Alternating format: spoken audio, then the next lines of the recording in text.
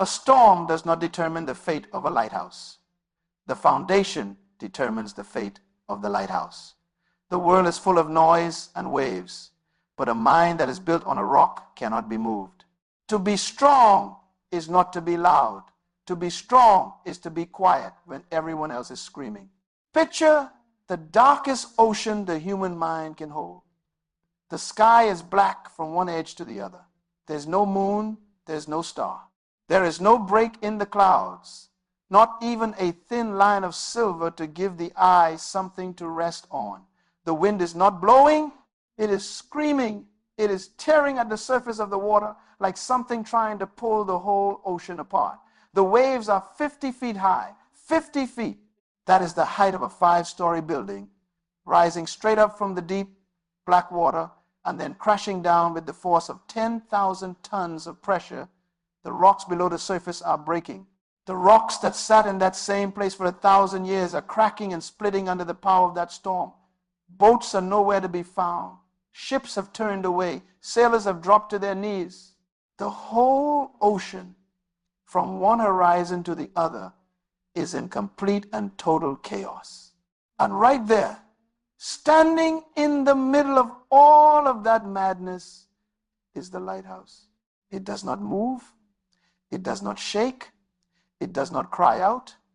The light at the top of that lighthouse does not even flicker. Not once. Not even for a single second, while the waves are pounding the base of that tower with the weight of mountains, while the wind is throwing salt and foam and fury at every side of that building. The light inside keeps turning, steady, calm, burning with a quiet, consistent, powerful glow that the storm cannot touch and the darkness cannot put out. Now, someone looking from a distance might ask, how is this possible? How does something stand so still while everything around it is falling apart? The answer is not complicated. The answer is simple, and the answer is deep. The lighthouse does not win because it is the loudest thing in the storm. The lighthouse does not win because it fights the waves back. The lighthouse does not win because it screams at the ocean and demands that it stop. The lighthouse wins because its foundation goes deep, so deep into the rock beneath the ocean floor that the storm never reaches the part that holds everything together. The storm touches the outside, the storm touches the surface, but the foundation is below the reach of the storm. The storm does not even know where the foundation is. That is the picture of a strong mind. A strong mind is not a mind that never faces storms. A strong mind is a mind whose foundation goes so deep that the storms of life, the opinions of people, the insults of enemies, the failures of yesterday, and the fears of tomorrow cannot reach the place where truth lives. They cannot touch the part of the mind where identity is rooted. They cannot crack what was built in the deep and quiet place below all the noise. That is what this teaching is about today. This is not a speech to make the listener feel good for a few minutes and then return to the same weak patterns of thinking. This is a construction lesson. The goal is to build something permanent, something that will still be standing long after the storm has passed, long after the people who laughed have gone quiet, long after the critics have moved on to someone else. The goal is to build a mind so strong, so settled, so rooted in truth and purpose that it actually frightens the people who try to shake it. Not because it is angry, not because it is violent, but because it is so calm, so still, so unmovable, that people who are used to controlling others through words and social pressure simply do not know what to do with it. People are afraid of what they cannot control. When they encounter a mind they cannot shake, a mind that does not collapse under criticism, a mind that does not need their approval to function, it frightens them, and it should. Because that kind of mind is rare. That kind of mind is the result of deep, serious, and intentional work. That kind of mind belongs to a person who has decided to stop being rebuilt by the world and start being built by something deeper. So the first thing that must be understood is the law of mental foundations.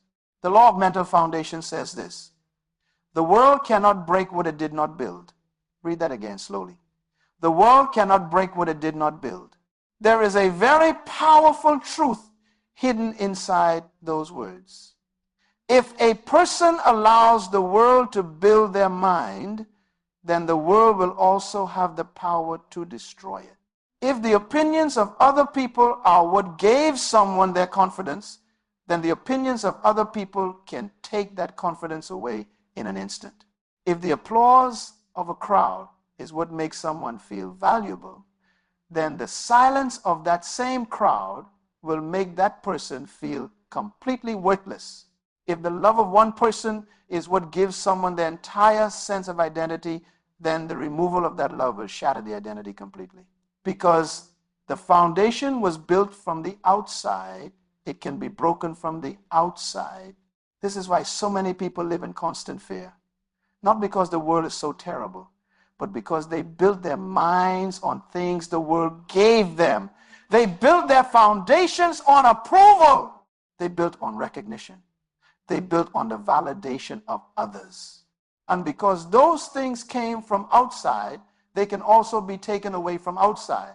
The foundation is not in the rock. The foundation is in the sand. And when the storm comes, and the storm always comes, the whole structure falls. Now look again at that lighthouse. The engineers who built it did not say, let the foundation be placed on the soft sand near the shore where the work is easy. No, they went into the deep water. They went down past the soft layers of the ocean floor. They dug past the loose and shifting materials until they found solid rock. And then they built their foundation there, deep in the rock. Not because it was easy. It was the hardest and most costly part of the whole project. But they knew that the easy foundation would fail in the storm. And a lighthouse that fails in the storm is worse than no lighthouse at all, because a broken lighthouse gives false light. It gives sailors the wrong information at the worst moment. And people crash because of it. A mind without a deep foundation does exactly the same thing. It gives a person false confidence in the calm seasons.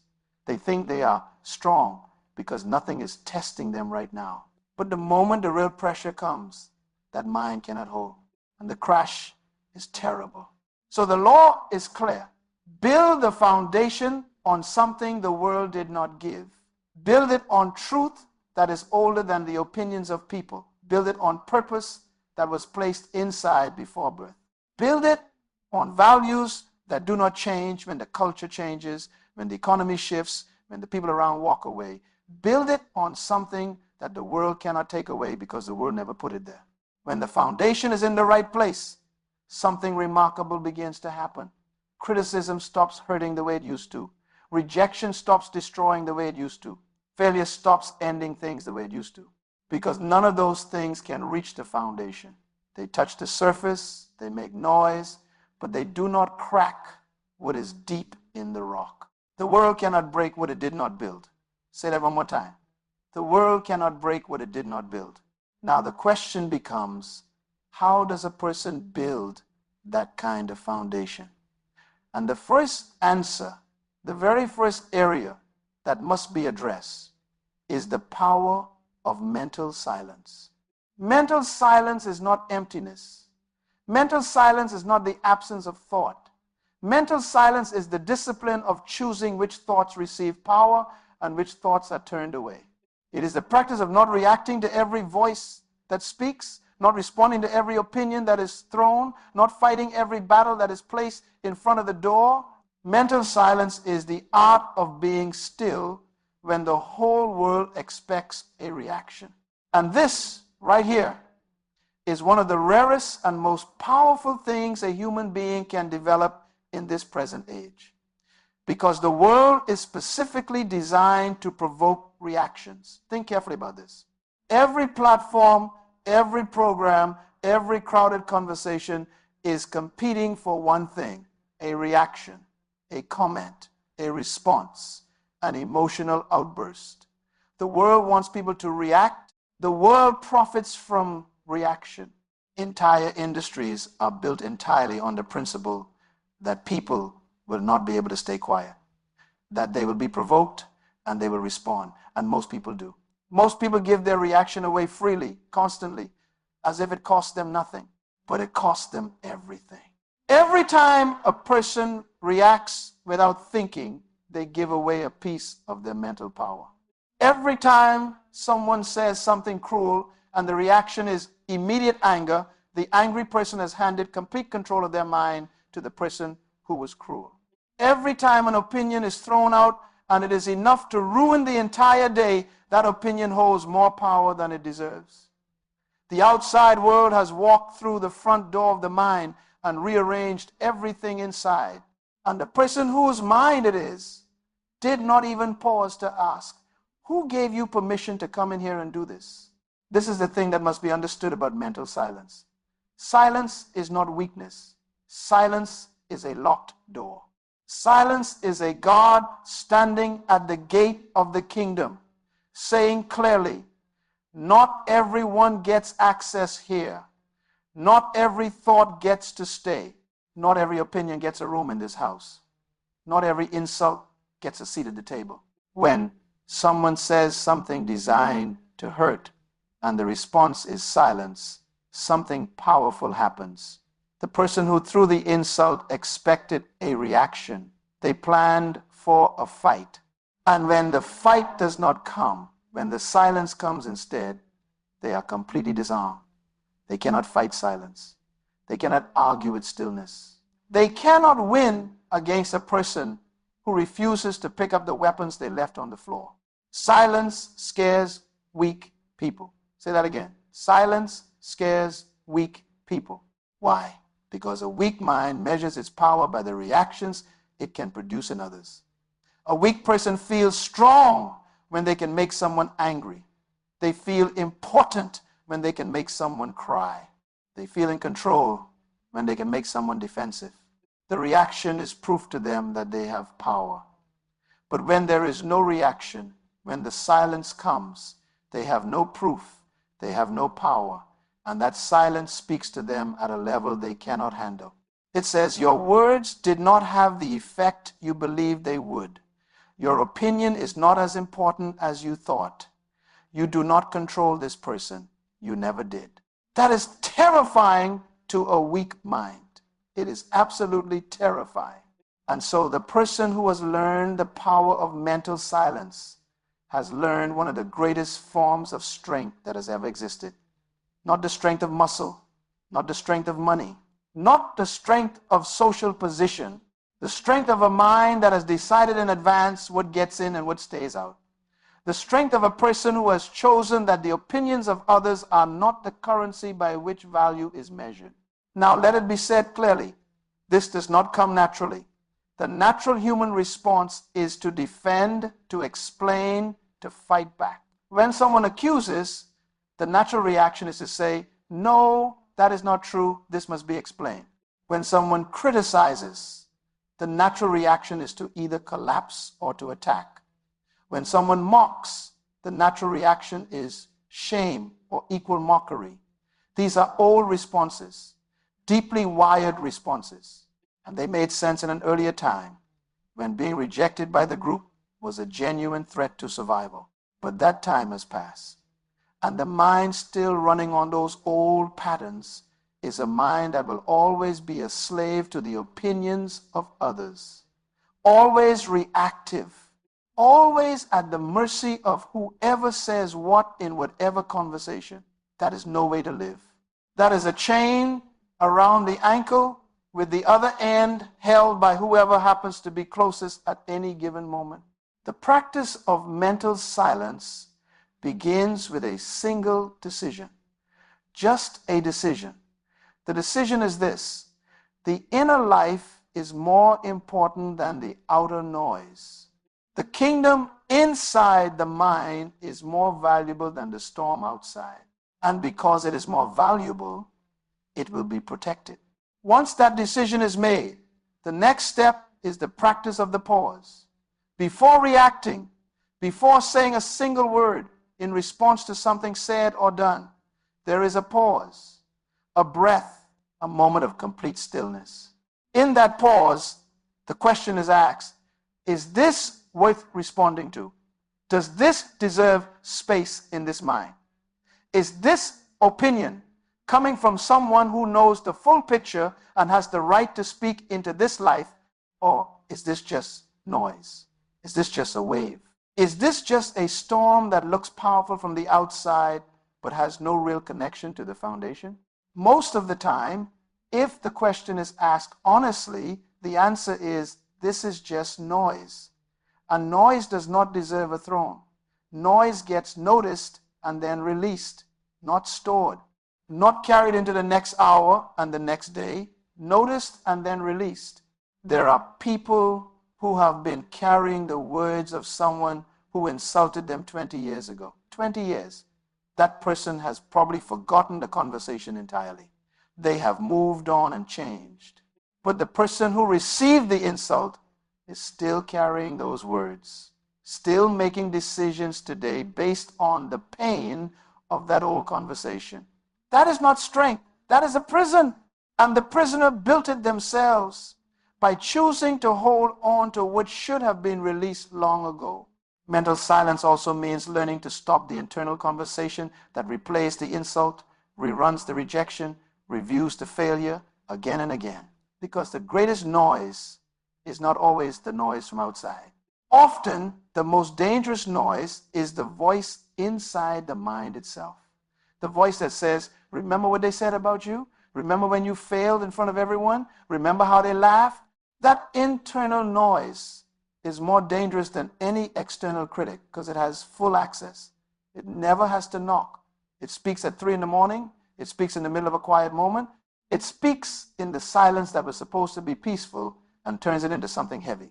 This is why the practice of mental silence must also include training the internal voice. What a person says to themselves consistently over time becomes the truth they operate from. It becomes the filter through which every experience is seen. If the internal voice is always saying, this will not work, people do not believe in this, something is wrong with this, then that voice becomes the operating system. Every setback will confirm it. Every delay will strengthen it. But when the internal voice is trained deliberately to speak truth instead of fear, to speak purpose instead of doubt, to speak permanent things instead of temporary storms, the whole experience of life begins to shift. Not because the outside circumstances change first, but because the mind sees them differently, responds to them differently. And because the response is different, over time, the outcomes change. This is the deep power of mental silence. It is one of the most active and intentional practices a person can build into a life. It is the daily, deliberate choice to be the true keeper of the mind's kingdom, to decide what gets in, to decide what gets to stay, to decide what must be let go. And when this practice is built, day by day, something visible changes in the way a person moves through the world. There is a stillness that settles into the body and the voice and the eyes, not cold or distant, but deep, warm, and anchored. A stillness that people around can feel without being able to name. They sense that this person is not shaken by what shakes everyone else. They sense that this person is standing on something solid, something real, something that the storm of opinion and pressure cannot reach. That is the lighthouse, right there in a human life. That is the lighthouse standing in the storm. And that settled, unmovable quality does scare some people. It frightens the people who are used to getting reactions. It frightens the people who have never encountered someone who does not need their approval. But it also draws the right people. It draws those who are hungry for that kind of strength. People who are tired of being knocked down by every wave. They come close to a person like that because they can feel the steady warmth of that light, even in the darkest moment. So the first pillar of a strong mind is clear. The power of mental silence. Practice it, guard it, return to it every day. Not because the world deserves to be ignored, but because the mind deserves to be governed by truth and purpose rather than by noise and pressure. Now, the second area must be addressed, because silence is only possible when the gates are protected. If everything is allowed to enter without examination, silence becomes impossible. The mind will always be full of things that should never have been invited in. The second area is protecting the gates. The eyes and the ears are the gates to the kingdom of the mind. Say that slowly. The eyes and the ears are the gates to the kingdom of the mind. The eyes and the ears are the gates to the kingdom of the mind.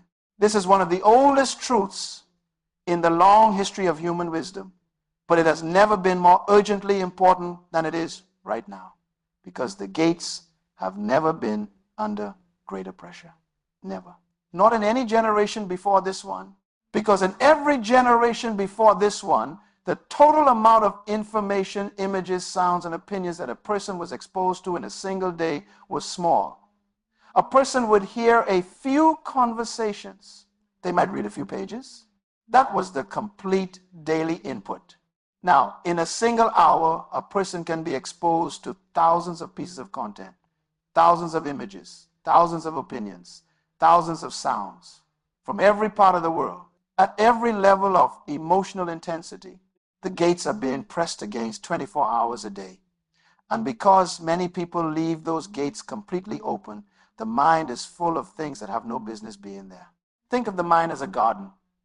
Every seed that takes root is something that was allowed through the gates. And every seed, whether planted with intention or blown in carelessly, will grow into something. A seed of fear grows into anxiety that cannot be escaped. A seed of envy grows into bitterness that poisons every good thing. A seed of cynicism grows into a closed mind that cannot trust and cannot receive love. A seed of violent or dark imagery grows into a way of seeing the world that is shadowed and cold. A seed of constant comparison grows into a grinding dissatisfaction with everything already present in the life. These seeds do not announce themselves as they enter. They arrive looking like entertainment. They present themselves as just scrolling, just passing the time. But there is no such thing as passive consumption. The mind is never truly not paying attention. The mind is always recording, always filing, always responding, even when the person believes they are simply relaxing. Whatever enters through the eyes enters the mind. Whatever enters through the ears enters the mind. And whatever is in the mind will come out in the words spoken, the decisions made, the emotions felt, the habits built, and the character formed. Guarding the gates is therefore not a small or optional practice. It is one of the most important responsibilities a person can own, and it belongs entirely to the person. The world is not going to clean up what it produces. The world will keep generating more noise, more darkness, more provocation. Some of it will be genuinely good and worth receiving.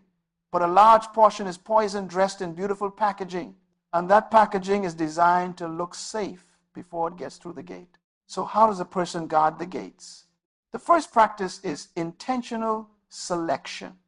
This means that what is consumed, what is watched, what is listened to, what is read is chosen deliberately and not stumbled into by habit. Before sitting with any content, the question is asked, what is this going to put into the mind? Is this information that builds something real? Does this add strength, wisdom, or perspective?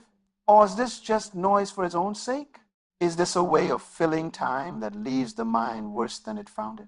This requires honest self-examination, because often the answer is known before the question is even asked.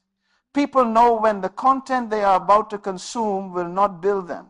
They know it will leave them more anxious, more envious, more hollow, but they consume it anyway, because stopping requires discipline. And discipline requires a belief that the mind is worth protecting. That is always the root of it. Does the person believe the mind is worth protecting? Because when the answer is truly yes, the behavior changes. The gates get guards. The guards ask questions. They do not let everything in simply because it is knocking loudly. The second practice is the diet of the mind. Just as the body requires genuine fuel and not just empty stimulation, the mind requires a real diet. A body fed only on harmful food becomes weak, sluggish, and prone to disease. A mind fed only on empty content becomes weak, clouded, and prone to fear and confusion. A strong mind requires a strong diet. Feeding the mind daily with content that builds something real, books that carry wisdom across time, conversations with people who are growing and building, teachings that go deep into the principles that govern human life, time and quiet reflection where the mind is allowed to process what it has taken in and find the genuine wisdom inside each experience. This does not mean every moment must be heavy and serious. Joy is a form of deep strength. Laughter heals things no medicine can touch. Rest is necessary and good. But there is a real difference between content that brings genuine refreshment and content that simply numbs the mind, keeps it too distracted to think, too full of noise to be still. When the mind is always flooded through open gates, it never gets the chance to do its deepest work, which is to truly think, not just react, not just absorb, but to sit in real stillness and let original thought rise from the deep place. The thoughts that come in deep quiet are often the most important thoughts a person will ever have. The solutions to long-standing problems, the clarity about which direction to take, the breakthrough that changes everything. These things cannot be heard when the mind is always full. The third practice is the examination of the voice. When something comes through the gates, when an opinion arrives, when a voice speaks, the question must be asked, who is this voice?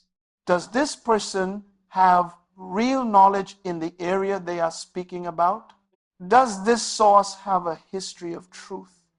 Does this voice have something to gain by producing fear or anger in the listener?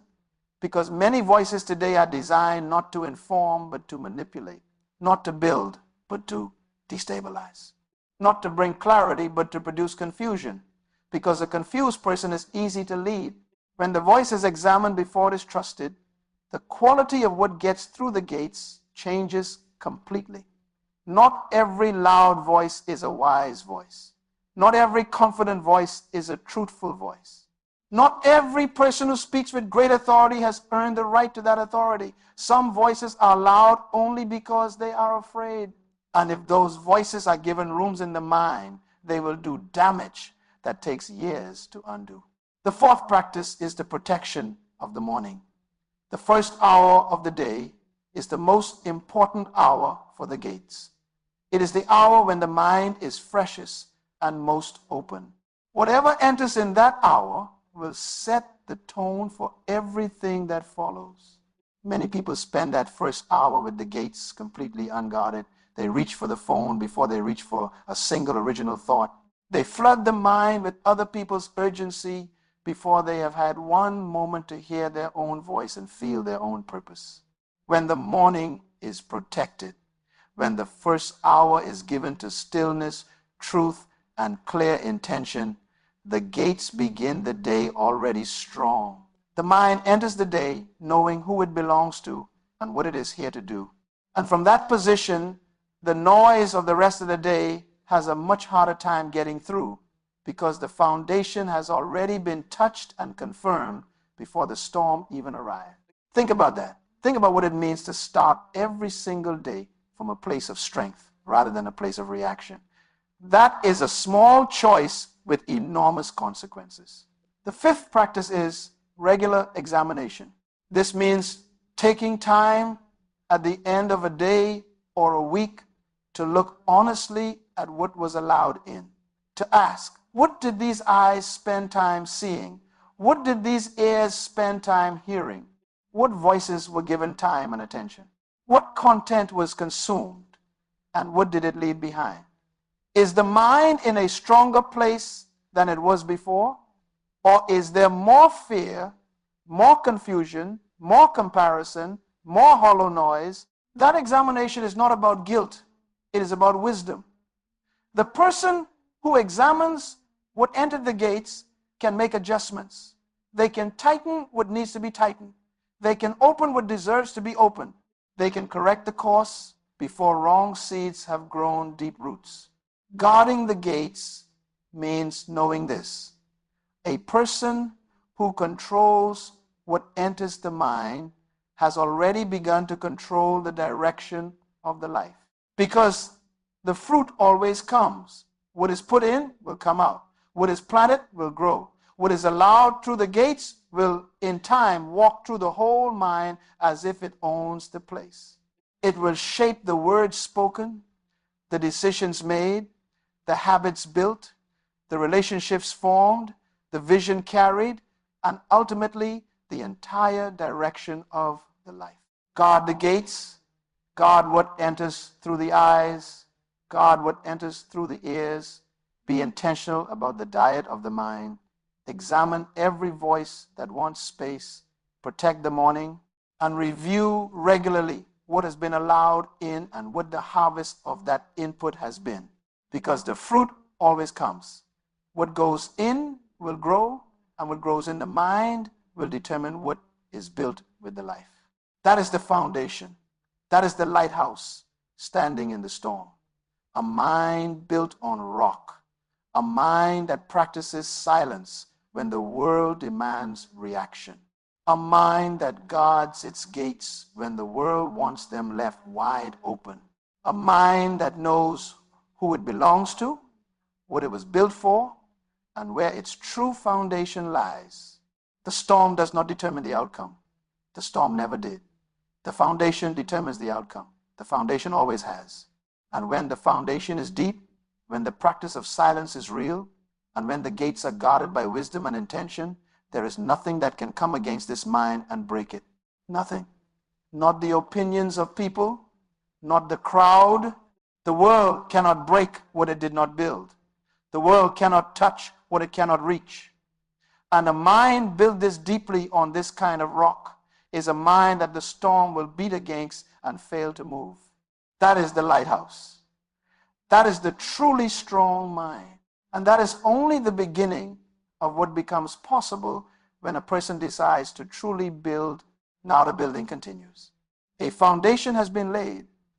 The law of mental foundations has been set in place. The practice of mental silence has been established. The gates have been identified, and the responsibility to guard them has been accepted. But a foundation, as strong as it is only the beginning of a building. No one lives in a foundation. No one does their life's work in a foundation. The foundation exists to hold something up. And what it holds up must be built with the same intentionality, the same depth, the same refusal to cut corners that went into the foundation itself, so the building continues. And the next area that must be addressed is an area that the world does not talk about enough. The world talks constantly about confidence. The world talks about ambition. The world talks about being bold and being loud and being seen. But the world says very little about the thing that actually produces all of those good qualities in a lasting and genuine way. The world says very little about discipline. Discipline is the third pillar of a strong mind. Discipline is the third pillar of a strong mind. And when that word is spoken, many people immediately feel resistance, because the word discipline has been attached to punishment for a long time. It has been attached to restriction, to harshness, to a kind of cold and demanding way of living that sounds more like a prison than a life. But that is not what discipline truly is. That is a misunderstanding of one of the most freeing forces available to a human being. Real discipline is simply this. It is the decision to do what needs to be done, even when the feeling says otherwise. It is the choice to honor the future over the present moment. It is the practice of saying, this temporary comfort is not more valuable than what is being built. This moment of ease is not worth more than the person this life is designed to become. Think about what that means in practical terms. Every single day, a person with a strong mind is making choices that the weak mind is not making. The weak mind says, rest now, work later. The strong mind says, the rest will be sweeter when the work is done. The weak mind says, this one exception will not hurt anything. The strong mind says, it is not one exception, it is a pattern. And the pattern is building either strength or weakness in this life. The weak mind says, no one is watching, so the standard can drop. The strong mind says, the standard does not drop because the standard is not for the audience. The standard is for the character. Character. That word must be examined carefully. Character is not what a person does when the cameras are on. Character is not what a person does when the boss is watching, when the crowd is applauding, when the eyes of the people who matter are pointed in the right direction. Character is what a person does in the quiet. Character is what happens in the room and no one else will ever know. Character is the person who shows up when there is no reward waiting, no recognition coming, no applause scheduled. And here is the truth that changes everything. The mind knows. The mind is always watching. The mind records every choice, every compromise, every time the standard was dropped when no one was looking. And every time that compromise is made, every time the discipline is abandoned in a quiet moment, the mind files that information. It stores it, and it uses that information to form an assessment of the person. An assessment that says, this person cannot be trusted. This person makes promises and breaks them. This person talks about standards but does not live by them. And that assessment, formed by the mind about itself, is one of the most powerful and most destructive things in a human life. Because a person who does not trust themselves cannot walk in genuine confidence. They can perform confidence. They can wear the clothing of confidence and speak the language of confidence. But deep inside, there is a voice that says, do not get too comfortable, because you know what happens when no one is watching, and that voice, quiet as it is, will undermine every step forward that is taken. Discipline builds self-trust. Say that again. Discipline builds self-trust. Every time the standard is honored in private, the mind stores that information too. Every time the alarm is answered, every time the commitment is kept, even when it is inconvenient, every time the temptation is faced and turned away, every time the hard thing is chosen over the easy thing, because the hard thing is right and the easy thing is just comfortable, the mind takes note and it begins to form a different assessment. It begins to say, this person can be trusted. This person means what they say. This person finishes what they start. And from that internal assessment of trustworthiness, from that deep self-respect that comes from living with consistency, genuine confidence begins to grow. Not the borrowed confidence that comes from applause, the real confidence, the kind that does not require an audience to stay alive, the kind that is still present at 3 a.m. when the room is quiet and the future is uncertain, and the only thing that can be relied upon is the character that has been built over time through daily, consistent, unglamorous discipline. This is what the world cannot give and cannot take. This is the deep foundation layer that goes below the opinions of others, below the approval of the crowd, below the circumstances of the season. This is the part of the mind that looks back over the years of kept commitments and says quietly, yes, this person can handle what is coming because they have handled what came before. Discipline, however, must be connected to purpose. Discipline without purpose is just suffering. It is pain for its own sake. It is restriction with no destination. And no human being can sustain that for long, because the human spirit was not designed for meaningless suffering. It was designed for meaningful effort. And the difference between the two is purpose. When a person knows why, The how becomes much more possible when the purpose is clear, when the vision is real, when the destination is genuinely believed in. The difficulty of the daily discipline changes in nature. It does not become easy. It does not stop requiring effort, but it stops feeling pointless. Because every act of discipline is now connected to something larger than the discomfort of the moment. Every early morning, every resisted temptation, every kept commitment is a brick in a building. And the person who can see the building, who believes in the building, who knows what the building is for, will lay those bricks day after day with a kind of quiet joy that the undisciplined person will never understand. There is something else about discipline that must be named, and it is this: discipline is contagious.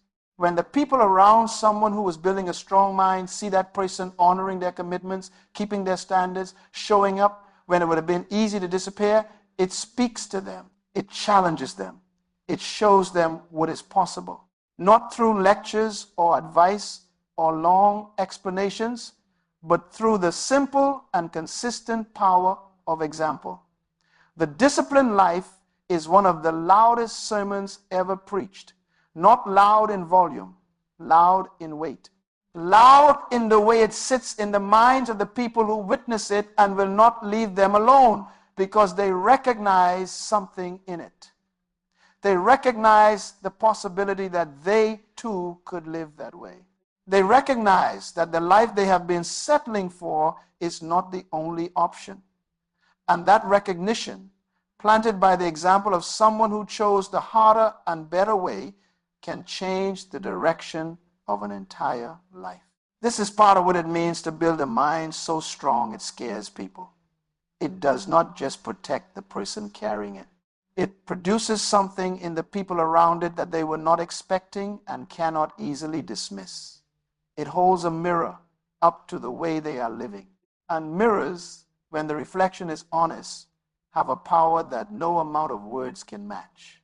So discipline must be built on purpose. And purpose must be found and named and held tightly. Not the purpose that someone else assigned.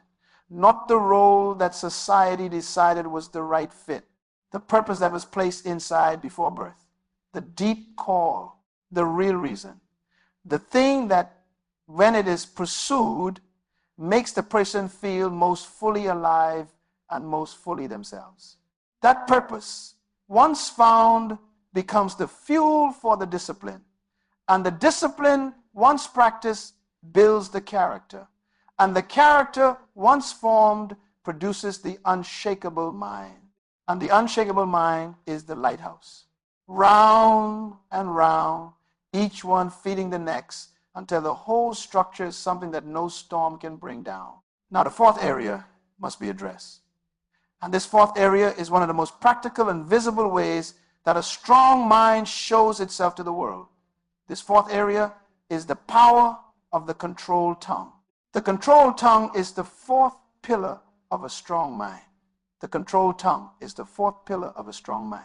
There is a very old truth that says this: a wise person talks less than they know. A fool talks more than they understand. Read that again. A wise person talks less than they know.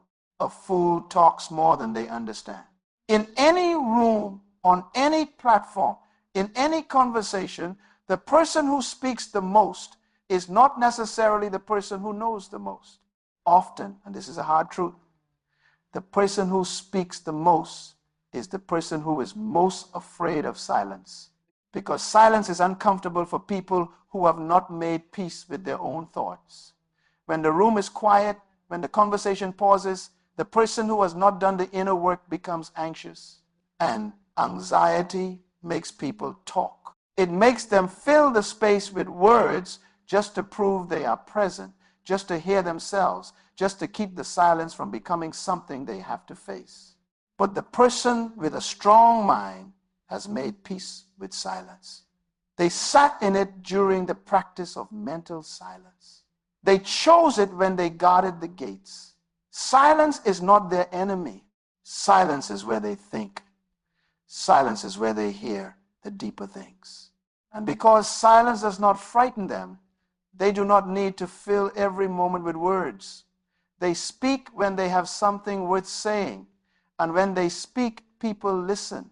Not because they are performing, but because there is weight behind the words. There is truth behind the words.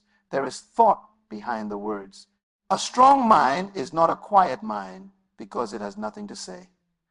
A strong mind is selective with its words because it understands something profound. Words have power. Words create worlds. Words plant seeds in the minds of every person who hears them. And those seeds will grow into something. So the question before every word is, what will this grow into? What am I planting with this sentence? What am I creating with this conversation? When that question is asked before the mouth opens, the quality of the words changes completely. Gossip loses its appeal because gossip plants seeds of division and distrust. Complaints lose their frequency because a complaint is a seed of defeat. And no person building a strong mind wants to plant defeat in their own thinking or in the thinking of the people around them. Careless promises lose their ease because a promise is a commitment, and a person who guards their character will not make commitments they do not intend to honor. There is also a deeper reason to guard the tongue, and this reason is this. What a person says out loud, they tend to believe more deeply. The spoken word has a way of locking ideas into the mind more firmly than the thought alone. When a person says out loud, "This will never work," that statement does not just leave the mouth and disappear. It goes into the ears. It enters the mind through the gate. And it joins every other statement that has been spoken in fear and doubt. It adds its weight to the pile, and that pile gets heavy. But the opposite is also true. When a person speaks truth out loud, when they speak with intention and conviction about what they believe and where they're going, those words enter the ears and reinforce the foundation. They confirm the purpose. They strengthen the vision. They add weight to the side of faith rather than the side of fear. This is why the person building a strong mind must also build the discipline of guarding the tongue. Not to be silent in every situation, not to be cold or what we call mysterious, but to be intentional, to know that every word spoken is a seed. To choose, as often as possible, to plant seeds that bear good fruit. And there is one more thing to be said about the controlled tongue. Knowing when to speak is wisdom, but knowing when to say nothing in response to an attack is a different kind of wisdom entirely. It is a higher form of strength. Because when a person is attacked, when they are wrongly accused, when they're spoken of in a way that is unjust and hurtful, the pressure to defend, to explain, to argue, to set the record straight is enormous. It feels like justice. It feels like honor. It feels like the right thing to do. But sometimes, and it must be said carefully, sometimes the most powerful response is no response at all. Sometimes letting the record stand as it is, trusting that truth will eventually speak for itself, and refusing to descend into a fight that will only produce more noise and more damage is the highest form of strength available. It is not cowardice. It is not weakness. It is the discipline of a person who knows that not every battle belongs to them, and not every accusation deserves the energy of a defense. The fifth pillar is the management of failure. Every strong mind has failed. Every single one, without exception. There is not a person of genuine strength and depth in the history of the human story who arrived at their greatness without passing through significant and painful failure. The failures are not the problem. The failures are part of the building process. The question is not whether failure will come. The question is what happens inside the mind when it does. A weak mind treats failure as a verdict. When the project fails, the weak mind says, this proves I am not capable. When the relationship ends painfully, the weak mind says, this proves I am not worth loving. When the opportunity is missed, the weak mind says, this confirms what I always feared about myself. The failure becomes evidence. Evidence for the worst possible conclusions about who the person is and what they are capable of. A strong mind treats failure as information. When the project fails, the strong mind asks, what did this teach? What was missing? What needs to be changed or developed? When the relationship ends painfully, the strong mind asks, what did this season produce in terms of growth and self-knowledge? When the opportunity is missed, the strong mind asks, was this the right opportunity, and is there something better that this cleared the way for? The difference between verdict and information is one of the most important differences in the life of the mind. A verdict closes things. A verdict says, the case is decided, the sentence is handed down, there is nothing more to discuss. But information opens things. Information says, this is data, this is feedback, this is a message about what needs to change or grow or develop. And a person who can receive failure as information rather than verdict will never be permanently stopped by failure. They will be slowed sometimes, they will be hurt sometimes, they will need time to recover and process, but they will not be finished. Because the failure was never a final judgment on their worth or their capacity. It was a teacher. This shift in the relationship with failure does not happen automatically. It must be chosen. It must be practiced, because the natural pain of failure is real. When something that was worked for and believed in and invested in does not come to pass, that hurts deeply. And the hurt is valid. The grief is real. The disappointment is genuine. A strong mind does not pretend that failure does not hurt. A strong mind does not perform indifference. It feels the pain. It gives the pain its honest space. It does not suppress or hide what is real. But it does not stay in the pain past the time the pain is useful. And the pain is useful for a season. It teaches, it deepens, it produces the kind of wisdom that only comes through real loss.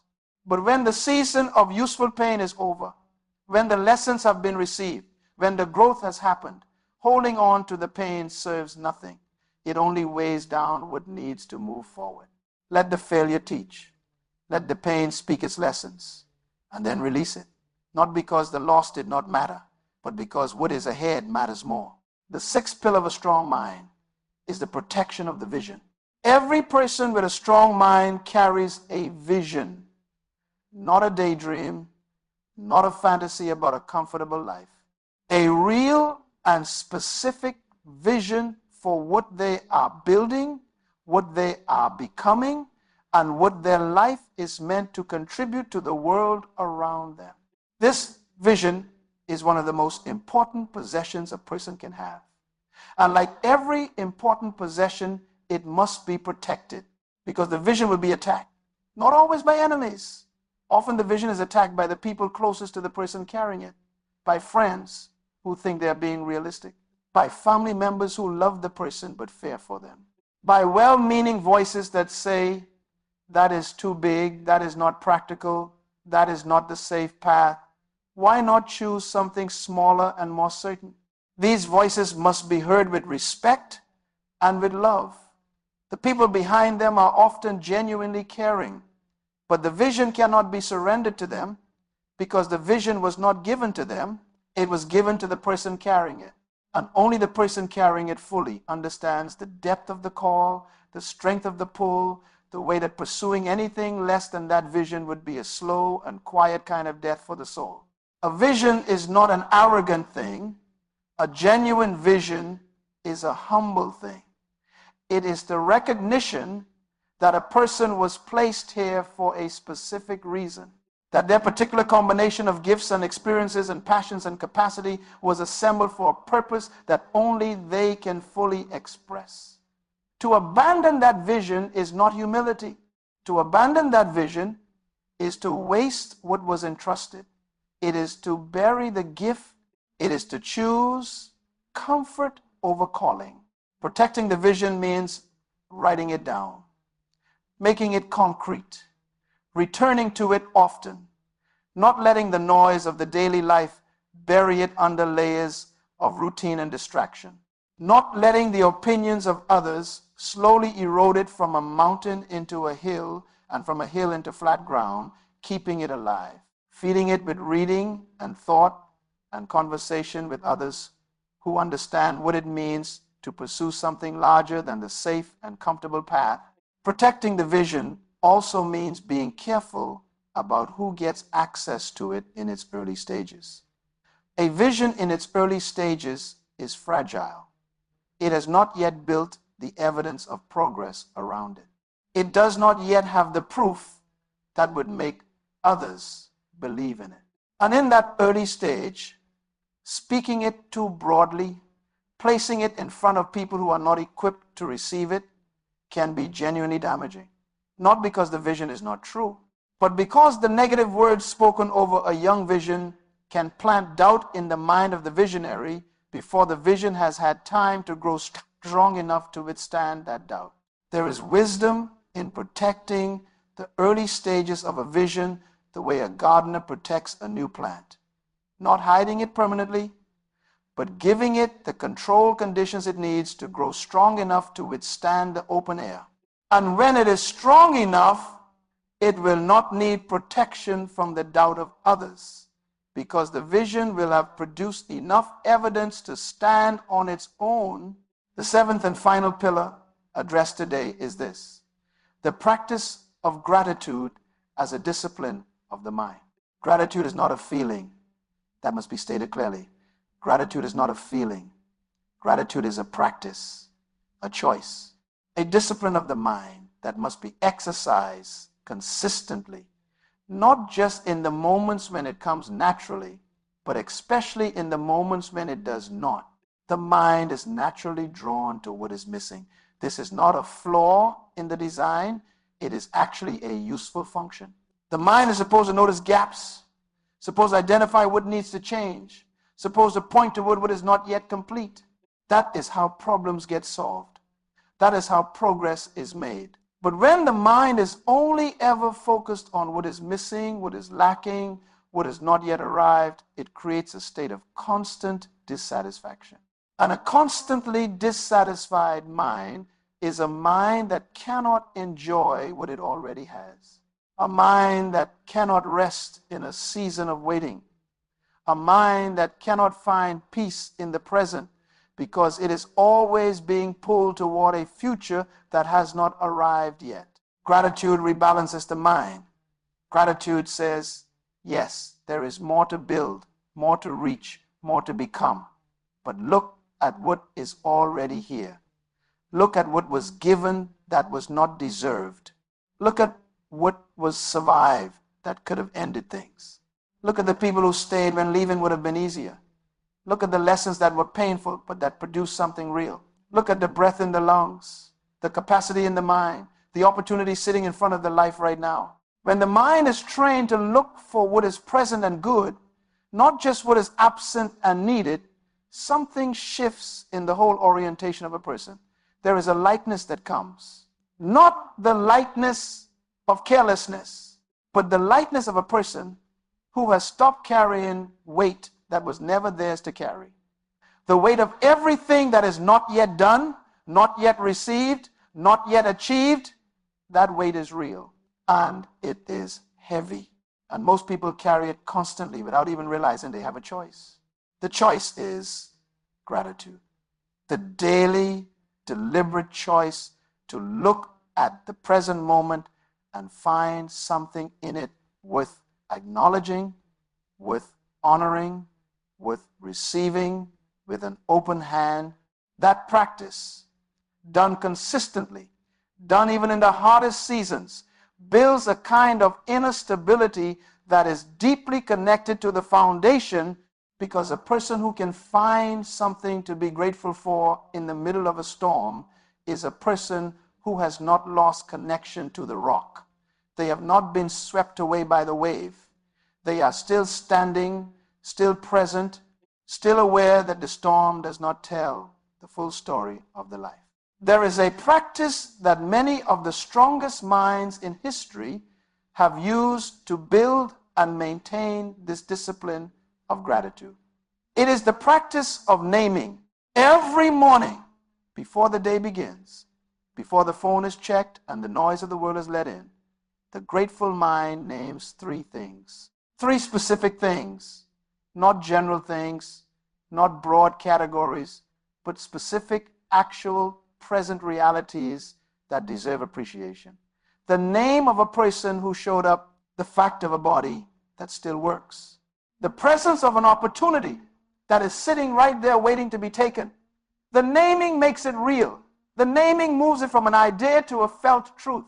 And a felt truth is far more powerful than a thought truth, because a felt truth changes how the body moves through the day, not just how the mind processes it.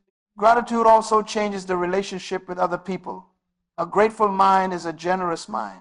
A person who genuinely appreciates what they have does not need to take from others. They do not need to compete in the same desperate way. They do not need to tear others down to feel elevated, because they already feel the value of what they carry. And from that place of genuine appreciation, they can celebrate the success of others without feeling diminished by it. They can give without keeping score. They can love without demanding repayment. And in a world that is often cold and transactional, that quality, that warm and generous and genuinely thankful way of moving through life, that quality is magnetic. It draws people. It opens doors. It creates trust. It builds the kind of relationships that sustain a person through the hardest seasons. So the strong mind is built on these pillars, a deep foundation in truth and purpose that the world did not give and cannot take. The practice of mental silence that refuses to be governed by noise and reaction, the guarding of the gates against what would weaken and corrupt the inner kingdom, the discipline that builds self-trust and produces genuine character, the controlled tongue that speaks with intention and plants seeds worth growing, the right relationship with failure that receives its lessons and then releases its weight, the protection of the vision against the voices that would shrink it, and the daily practice of gratitude that keeps the mind anchored in what is real and present and good. This is the building. Not a building raised in a day, not a building that goes up quickly in the easy seasons and collapses in the hard ones. A building raised stone by stone, choice by choice, day by day, through the storm and through the calm, by a person who has decided that the life they were given deserves to be lived from the deepest and strongest version of the mind they were given to live it with. That person will be misunderstood by many. Yes, they will be called too serious at times, too quiet at times, too focused at times, too unwilling to be pulled off course by the drama and the noise that surrounds every human life. They will face seasons of isolation that come not from rejection, but from the fact that they're building something that not everyone can yet see. And those seasons will test the foundation. They will test the silence. They will test the discipline and the vision and the gratitude. But the lighthouse does not stop shining because no one is watching. The lighthouse does not dim because the night is long. The lighthouse burns for the very moments that are darkest. It burns for the sailors who cannot find the shore. It burns because it was built for the storm, not just for the calm. And so this mind, this strong and deep and rooted mind, does not stop building because the season is hard. It does not stop growing because the growth is slow. It does not stop protecting the gates because the pressure on those gates is great. It keeps building something real. It keeps growing in every season. It keeps burning with that quiet, steady, powerful light, because the world needs this light. The world is full of storms. The world is full of people who are lost in those storms, who cannot find a shore, who are looking for something that does not flicker when the waves are 50 feet high. And a person who has built this kind of mind, who has done this deep and serious and unglamorous work, that person becomes a lighthouse for others. Not by trying to, not by announcing it to the room, just by being built, just by standing, just by that quiet, steady, unmovable light that burns not for show, but because the foundation demanded it. Build a mind. Build it deep and wide. Build it strong. Build it on something the world did not give. Guard it. Discipline it. Feed it. Honor it. And then stand in the storm and let the light do what light was always designed to do. Reach the people that the darkness has not yet been able to reach. Show them the shore. Show them clearly that the storm is not the whole story. That is the strong mind. That is the foundation right there. That is the lighthouse standing in every storm. And now the building truly and fully begins.